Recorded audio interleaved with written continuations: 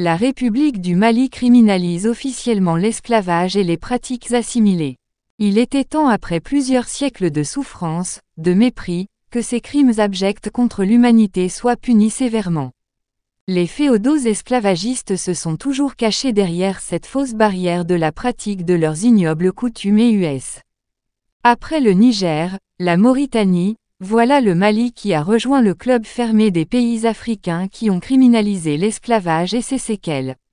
Il a fallu batailler durement pour en arriver à ce résultat. L'Union africaine est composée de 55 États membres représentant l'ensemble des pays formant le continent africain, mais seuls 3 pays ont criminalisé l'esclavage pour l'instant. Quelle honte pour ce continent qui a subi le pillage et des déplorations massives issues de la pratique de l'esclavage. Loi numéro 2024-027 DU 13 DECEMBRE 2024 PORTANT CODE PENAL. Le Conseil national de transition a délibéré et adopté, en sa séance du 31 octobre 2024. Journal officiel du Mali, page 61 à 64. Section 4, de l'esclavage et des pratiques assimilées. Article 324 à 11, l'esclavage et les pratiques assimilées sont interdits. Paragraphe 1, de l'esclavage. Article 324 à 12, l'esclavage est l'état ou la condition d'un individu sur lequel s'exercent des attributs comparables à ceux du droit de propriété, ou certains d'entre eux. L'esclave est la personne qui n'est pas libre et se retrouve sous la dépendance absolue d'un maître dans les conditions définies à l'alinéa précédent. La traite des esclaves comprend tout acte de capture, d'acquisition ou de cession d'un individu en vue de le réduire en esclavage, tout acte d'acquisition d'un esclave en vue de le vendre ou de l'échanger, tout acte de cession par vente ou échange d'un esclave acquis en vue d'être vendu ou échangé, ainsi que tout acte de commerce ou de transport d'esclaves. Article 324 à 13, l'esclavage et la traite des esclaves sont punis de la réclusion de 10 ans et d'une amende de 10 millions de francs. Paragraphe 2, du délit d'esclavage sexuel. Article 324 à 14, constitue le délit d'esclavage sexuel, le fait de contraindre une personne, sur laquelle l'auteur exerce un pouvoir associé au droit de propriété soit pour l'avoir acheté, prêté ou troqué, et impose à cet effet à cette personne, des actes de nature sexuelle. Quiconque se rend coupable d'esclavage sexuel est puni de la réclusion de 20 ans, d'une amende de 50 000 de francs et d'une interdiction de séjour de 10 ans. Paragraphe 3, des pratiques assimilées à l'esclavage. Article 324 à 15, les pratiques assimilées à l'esclavage sont le placement, le servage et la servitude pour dette. Article 324 à 16, le placement est une pratique en vertu de laquelle 1 degré, une femme est, sans qu'elle ait le droit de refuser, promise ou donnée en mariage moyennant une contrepartie en espèces ou en nature versée à ses parents, tuteurs, famille ou à toute autre personne ou groupe de personnes. 2 degrés, le mari d'une femme ou la famille de celui-ci la cède à titre onéreux à un tiers ou autrement. 3 degrés, une femme est transmise par succession, à la mort de son mari, à une autre personne. 4 degrés, un enfant est remis, soit par ses parents ou par l'un d'eux, soit par son tuteur, à un tiers, contre paiement ou non, en vue de l'exploiter ou de le soumettre au travail. Le placement, quelle que soit sa forme, est puni d'un emprisonnement de 10 ans et d'une amende de 10 000 de francs. Article 324 à 17, le servage est la condition de quiconque est tenu par la loi, la coutume ou un accord, de vivre et de travailler sur une terre appartenant à une autre personne et de fournir à cette dernière, contre rémunération ou gratuitement, certains services déterminés, sans pouvoir changer sa condition. Le servage est puni d'un emprisonnement de 10 ans et d'une amende de 10 000 de francs.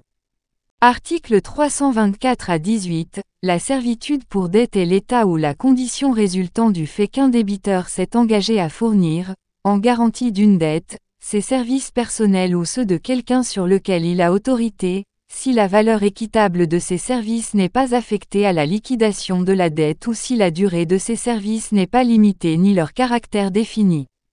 La servitude pour dette est punie d'un emprisonnement de 10 ans et d'une amende de 1 million de francs. Articles 324 à 19. Le fait d'épouser, faire marier, ou empêcher de se marier, une femme réduite en état d'esclavage, contre son gré, est puni d'un emprisonnement de 5 ans et d'une amende de 10 000 de francs. Article 324 à 20. La privation d'une veuve de la jouissance de son délai de viduité, ou sa réduction, pour cause d'esclavage, est punie d'un emprisonnement de 5 ans et d'une amende de 10 000 de francs. Article 324 à 21. La privation d'un enfant de l'accès à l'instruction, à cause de l'état d'esclave de ses parents ou de lui-même, est punie d'un emprisonnement de 5 ans et d'une amende de 10 000 de francs. Article 324 à 22. La privation d'un ayant droit de son droit à l'héritage à cause d'un état d'esclavage est punie d'un emprisonnement de 5 ans et d'une amende de 10 000 de francs. Les biens dont la victime a été privée lui sont restitués.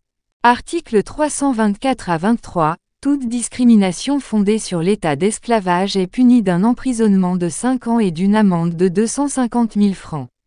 Article 324 à 24. Tout propos ou écrit privé ou public, tout acte privé ou public, de nature à approuver, encourager, ou faciliter l'esclavage, est puni d'un emprisonnement de 5 ans et d'une amende de 250 000 francs.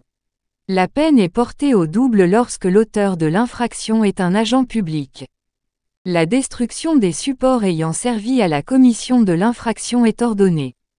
Article 324 à 25. Les injures publiques proférées à l'encontre d'une personne en état d'esclavage et se référant à cet état sont punies d'un emprisonnement de 5 ans. Article 324 à 26. Tout agent public informé, dans le cadre de ses fonctions, de pratiques susceptibles d'être qualifiées d'esclavage ou de pratiques assimilées à l'obligation de saisir le procureur de la République territorialement compétent, se rend coupable de complicité passive du crime d'esclavage. Tout agent public qui, y ayant assisté, s'est abstenu d'intervenir pour empêcher sa perpétration ou qui, en ayant eu connaissance, s'est abstenu d'en dénoncer les auteurs ou complices.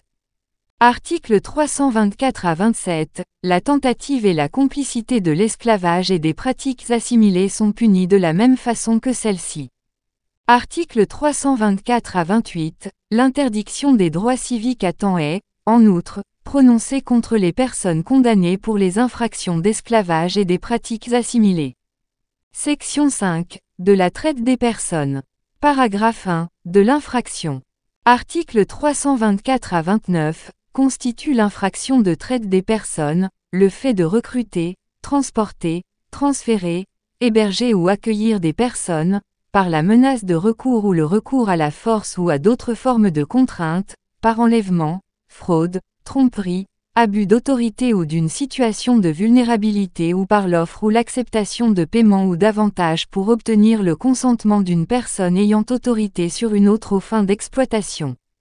L'exploitation comprend, au minimum, l'exploitation de la prostitution d'autrui ou d'autres formes d'exploitation sexuelle, l'exploitation de la mendicité d'autrui, l'exploitation du travail ou des services forcés, y compris l'enrôlement dans un conflit armé, l'esclavage ou les pratiques analogues à l'esclavage, la servitude et le prélèvement d'organes. Le recrutement, le transport, le transfert, l'hébergement ou l'accueil d'un mineur aux fins d'exploitation sont considérés comme une traite des personnes même s'ils ne font appel à aucun des moyens énoncés au premier alinéa. Quiconque commet l'infraction de traite des personnes est puni de la réclusion criminelle de 10 ans et d'une amende de 5 millions de francs. L'interdiction de séjour de 10 ans peut, en outre, être prononcée. Paragraphe 2. De l'absence d'effet du consentement.